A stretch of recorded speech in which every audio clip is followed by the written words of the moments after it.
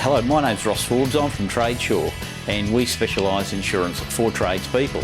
And obviously, one of the groups that we do a lot of insurance for and a lot of work for are the painters. With the insurance that we do, we try to keep it very tight in terms of we don't do a lot of other things that might other insurance companies do, like houses and boats and caravans. And we really want to specialise in the trade business and in insurances that are relevant to your occupation.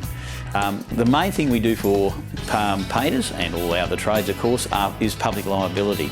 For those who aren't sure what public liability covers, it's a cover for tradespeople where it protects them against claims made against them for injury to people and damage to property.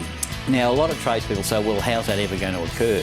I'll give you a couple of examples where that may be relevant to you, and maybe you've seen it, or maybe it might mean something when you see some examples.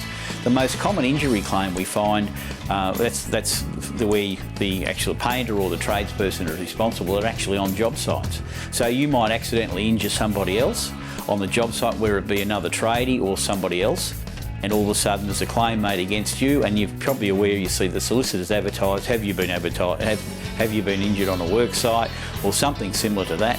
You will find that this is the sort of money they're after. They're after the money from insurance companies, and they want to claim against your public liability. The other area, of course, is the damage to property, which is included in your public liability cover. Part of that is that if you damage someone else's property, no matter what sort of property it is covered by that policy. One of the claims we had recently was where a guy who was a painter spray painted a building. Unfortunately, next to the building was 30 parked cars, and there was a bit of breeze around and a spray drift, and he was able to give all those cars a nice little spray of paint as well. So obviously what happened was they all claimed against him, and it was covered under his public liability property damage section.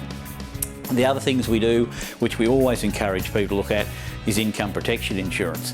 That's an insurance that covers you when you can't work, and it covers you not only, unlike work cover or workers' compensation, it not only covers you when you're at work, but it also covers you 24/7. So if you get injured kicking the footy with the kids on Sunday or whatever it might be, it all protects you for a loss of income. And it's really important, particularly because you guys are self-employed and no one else usually picks up the till. So they're probably the two main areas where we do insurance for tradies. The other areas we do are for work vehicles such as utes and vans and trailers. They vary, of course, a little bit because of the age and what people need to insure them for. And the other thing that we do is tools of trade. Now, that I can understand that the painters probably haven't got a lot of that, but we've also got some painters who have got a shed, or then they carry a lot of stock. They might have trestles, they might have other things stored there, but we can also cover those. So they can be covered while they're in that particular situation. They be covered while they're at home, they be covered on the job site, they can be also covered in their vehicle. So they're the four main things that we cover. If you do employ someone, we actually also cover workers' compensation. So if you have any employees, give us a buzz, because I'm sure you'll find it's very competitive.